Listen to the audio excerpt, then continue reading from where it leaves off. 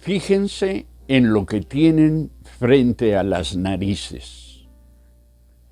Ahora yo, Pablo, les ruego con la ternura y bondad de Cristo, aunque me doy cuenta de que piensan que soy tímido en persona y valiente solo cuando escribo desde lejos. Pues bien, les suplico ahora, para que cuando vaya, no tenga que ser atrevido con los que piensan que actuamos con intenciones humanas. Somos humanos, pero no luchamos como lo hacen los humanos.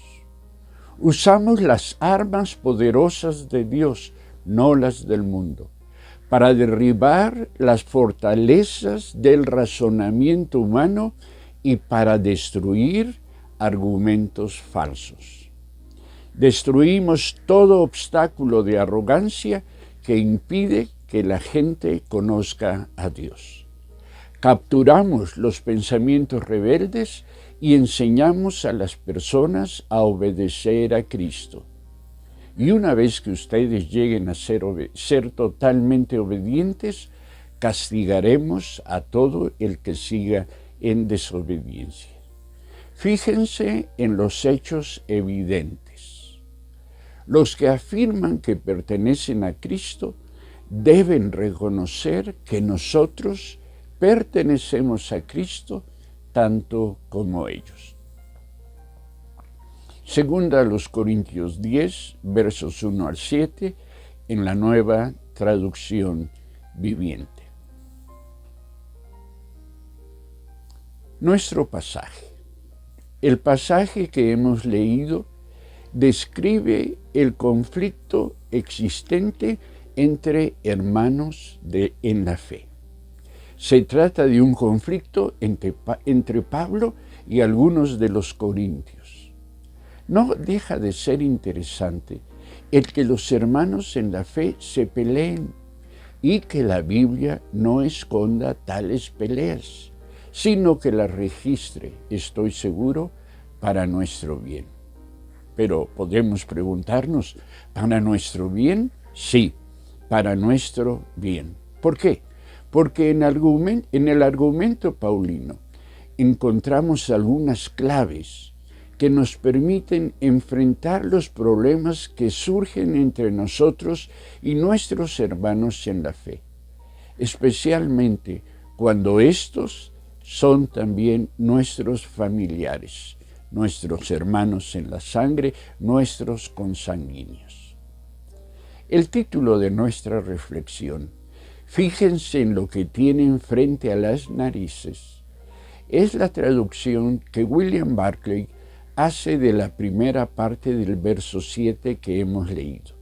Lo hemos leído así: fíjense en los hechos evidentes. Con esta expresión, Pablo invita a los lectores a que presten atención a lo que es evidente y que no obstante su cercanía han dejado de ver. Te propongo que consciente e inconscientemente Pablo hace referencia a una de las principales características de los problemas familiares. Ante los mismos, dejamos de ver tanto su realidad como los elementos que los hacen posible. Como hemos propuesto en nuestra meditación anterior, algo que caracteriza nuestro acercamiento a los conflictos familiares es la normalización que hacemos de estos.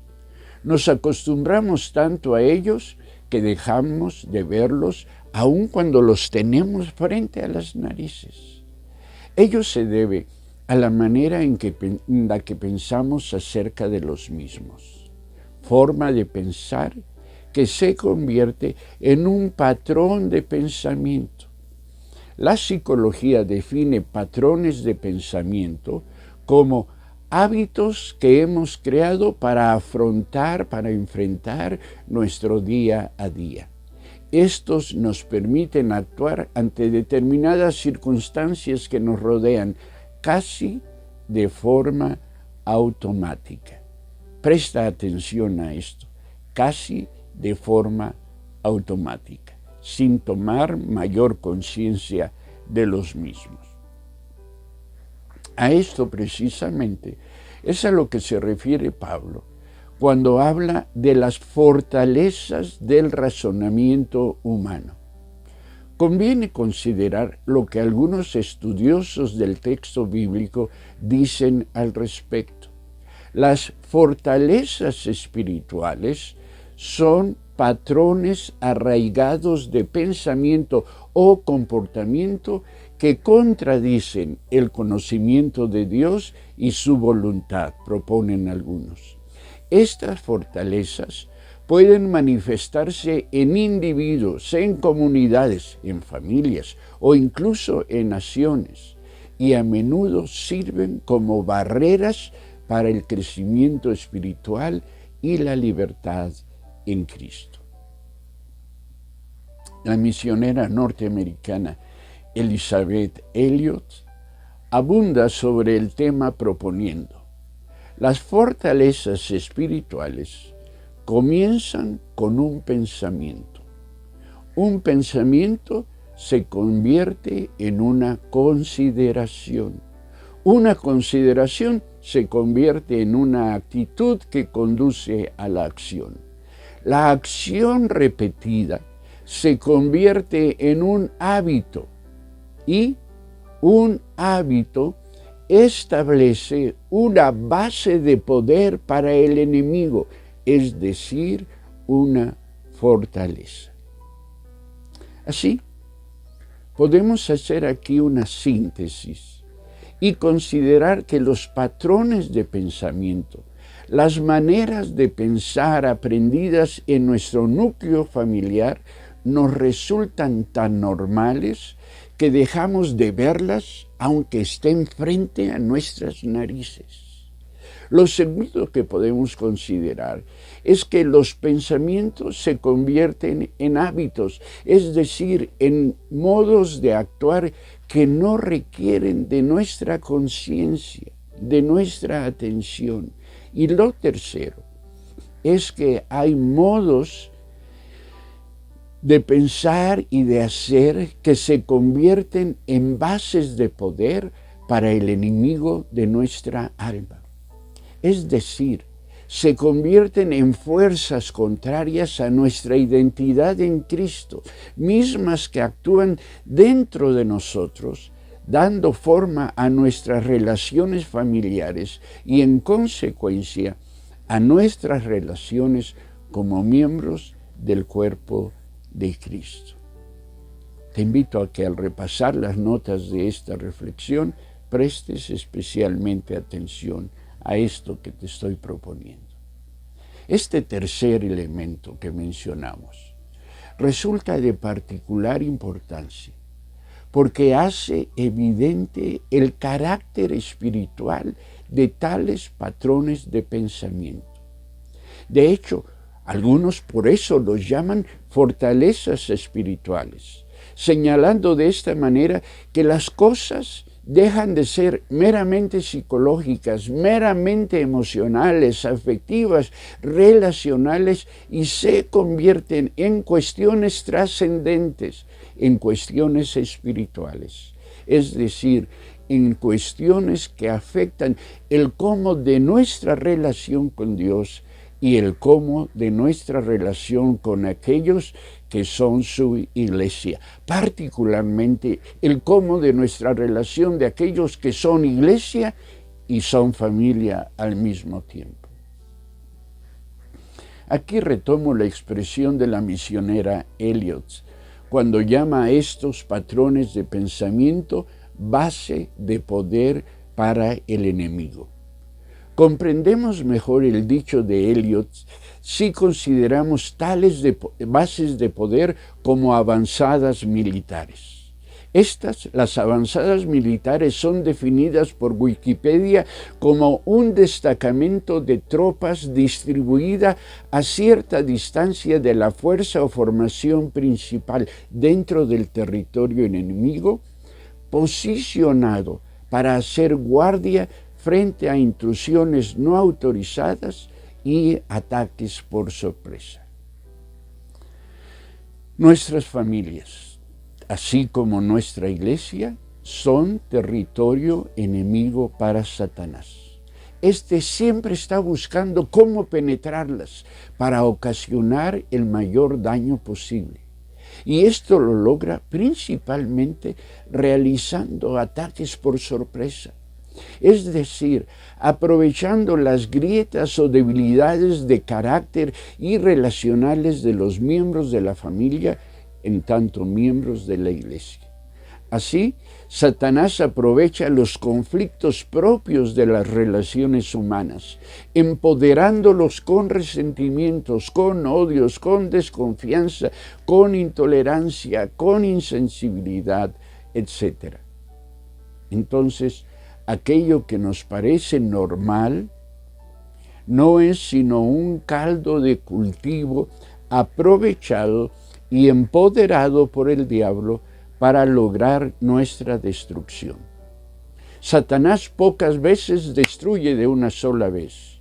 Mientras más sutil, indoloro e inocente parezca su ataque, mayores son las posibilidades que tiene de ocasionar un daño más grande a la persona, a la familia, a la iglesia. Esto parece ser lo que anima a Pablo a advertirnos cuando dice: tengan cuidado, no sea que se destruyan. Gálatas 5:15, como hemos visto. Bueno, me he ocupado con tanto detalle de lo aquí dicho, porque me parece que ello nos permite entender a Pablo cuando dice: somos humanos, pero no luchamos como lo hacen los humanos. Usamos las armas poderosas de Dios, no las del mundo, para derribar las fortalezas del razonamiento humano y para destruir argumentos falsos. Con su somos humanos, Pablo reconoce que los cristianos también estamos bajo la presión y el ataque de nuestra historia familiar, de aquello que en lo que Romanos se identifica como nuestro viejo hombre, como nuestra naturaleza pecaminosa, Romanos 7. Pablo también asume que tales cuestiones solo pueden ser enfrentadas eficazmente con las armas poderosas de Dios. Ello porque no se trata ya de meras cuestiones humanas, psicológicas, mentales, de conducta. Se trata de cuestiones espirituales. Es en este sentido que a los efesios el apóstol les recuerda que nosotros no luchamos contra enemigos de carne y hueso, sino contra gobernadores malignos y autoridades del mundo invisible, contra fuerzas poderosas de este mundo tenebroso y contra espíritus malignos de los lugares celestiales. Efesios 6:12. Repasa este capítulo de la carta a los Efesios. Ahora bien, podemos preguntarnos aquí, y debemos hacerlo, ¿cuáles son las armas poderosas de Dios capaces de derribar las fortalezas del razonamiento humano, de derribar los patrones de pensamiento que hemos aprendido y hecho nuestros? Aquí, en esta ocasión, quiero proponerte como la principal de tales armas espirituales nuestra identidad, nuestro estar en Cristo. Solo quien está en Cristo ha vencido al mundo. En efecto, Juan 16:33, según Dios habla hoy, registra lo dicho por Jesús. Les digo todo esto para que encuentren paz en su unión conmigo. En el mundo ustedes habrán de sufrir, pero tengan valor. Yo he vencido al mundo. Bien, Jesús advierte que bajo este orden en el mundo habremos de sufrir. pero advierte también que Él ya ha vencido este orden que provoca tanto sufrimiento. Y lo más hermoso me parece que declara es que nosotros encontramos paz en nuestra unión con Él. Si unidos a Él, luego entonces también vencedores de este mundo, también vencedores sobre aquello que hemos aprendido, sobre aquello que nos determina, sobre aquello que nos afecta tanto. Como sabemos, estamos en Cristo porque somos nuevas criaturas. Somos otros diferentes a los que fuimos antes de Cristo. Esto no significa que las cosas que vivimos antes de Cristo desaparezcan, ni que las olvidemos. Tampoco significa que los conflictos con los que amamos no nos causen dolor y hasta sufrimiento. No. Pero lo que sí significa es que porque estamos en Cristo, tales cosas han perdido su poder sobre nosotros. Son, pero no tienen poder. A los romanos, Pablo les asegura, cuando morimos con Cristo, fuimos liberados del poder del pecado. Ello significa que los errores, el pecado con el que somos lastimados, solo tiene el poder sobre nosotros que nosotros estemos dispuestos a darle. Además, al estar en Cristo, nosotros tenemos la mente de Cristo. En 1 Corintios 2:16 encontramos una declaración asombrosa. Nosotros entendemos estas cosas porque tenemos la mente de Cristo. A los filipenses, por otro lado, se les anima diciendo, tengan unos con otros la manera de pensar propia de quien está unido a Cristo Jesús. Filipenses 2:5. Y a los romanos, Pablo los anima, no vivan ya según los criterios del tiempo presente. Al contrario, cambien su manera de pensar para que así cambie su manera de vivir. Romanos 12:2. Esto resulta de principal importancia, de primordial importancia. Si estamos bajo la influencia de las fortalezas espirituales, luego entonces solo podemos vencer tales pensamientos con la sabiduría, la claridad y el poder de la mente de Cristo. Y la manera de pensar de Cristo se caracteriza por dos cuestiones fundamentales. Primero, Cristo no juzga por las apariencias. Los evangelios, tú recordarás, declaran que Cristo conoce el corazón de los hombres.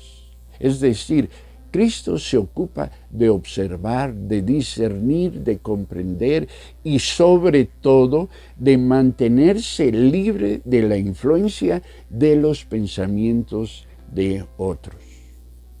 En tratándose de las relaciones familiares y eclesiales, esto resulta de gran importancia para nosotros. ¿Por qué? Porque hemos aprendido a pensar acerca de nosotros y los demás en automático, llevados por las inercias de las relaciones enfermas. Pero si no juzgamos por las apariencias, es porque nos ocupamos de preguntarnos qué está pasando en y con el otro, en y con nosotros respecto del otro.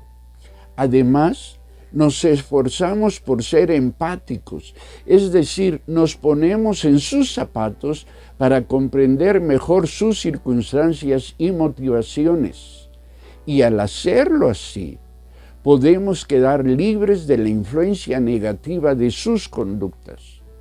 Al entender lo que está pasando, podemos elegir la respuesta conveniente, la respuesta correcta.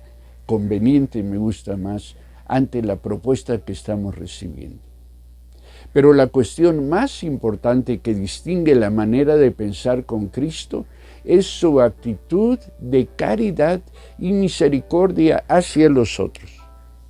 En la cruz, Jesús lo mostró intercediendo ante el Padre por aquellos que lo insultaban y que lo habían llevado a la cruz. Una y otra vez Jesús mostró compasión para los que le perseguían y buscaban su mal. Debemos destacar que al perdonarlos, Jesús quedó libre del poder de sus ofensas. Pudo seguir siendo Él y por lo tanto pudo relacionarse con ellos, no por lo que ellos eran o hacían, sino por quién era Él. Quienes ofenden tratan de llevar a su terreno a los ofendidos, los enredan tratando de atraparlos. Jesús insistió en que debemos perdonar a los que nos ofenden, porque al hacerlo, evitamos caer en el modo de ser equivocado, pecaminoso que a ellos domina. Nosotros nos mantenemos libres de su quehacer y hasta libres de su influencia. Podemos perdonar a los que nos ofenden y conviene que lo hagamos. La única razón que necesitamos para hacerlo es porque nosotros somos de Cristo, porque nosotros estamos en Él. Porque somos uno con Él, somos diferentes, somos como Él es. Y este es nuestro poder, la fuente de nuestra capacidad sobrenatural para enfrentar lo que pretende destruirnos. Somos uno con Cristo y entonces somos como Él. Tenemos la mente de Cristo. En la familia y en la iglesia somos uno con Cristo. Por eso somos llamados a hacer la vida de acuerdo con el llamamiento recibido cuando fuimos salvos. Que somos otros, que somos más que vencedores, que somos ministros de la reconciliación, que somos luz del mundo y sal de la tierra, son cosas que están frente a nuestras narices. Que somos uno con Cristo es entonces el recurso más inmediato y cercano que tenemos, el arma más poderosa que tenemos para hacer y enfrentar la vida. Estoy seguro de que si recuperamos la convicción de quienes somos en Cristo y nos proponemos vivir el todo de la vida a la luz de tal realidad, nuestras relaciones familiares y eclesiales serán sanadas. Desde luego, no sin esfuerzo, sin sacrificio y sin que tengamos que pagar el precio de nuestra fidelidad. Y puede suceder que si nosotros nos esforzamos por ser quienes somos en Cristo, las relaciones familiares no sanen, pero aún así nosotros estaremos sanos, libres del poder negativo de tales influencias. Por eso quiero animarte para que en oración, ayuno y mediante el cultivo de nuestra santidad, pidamos al Señor que traiga a nosotros la convicción de nuestra identidad en Cristo. Pídele a Dios que te ayude a vivir convencido de quién eres en Cristo. Animo a todos ustedes para que pidamos unos por los otros, que pidamos que el Espíritu Santo traiga a nuestro corazón cada día y en cada circunstancia que enfrentamos la conciencia, la convicción de que somos diferentes, porque somos hijos de Dios. A esto los animo, a esto los convoco en el nombre de nuestro Señor. Dios te bendiga.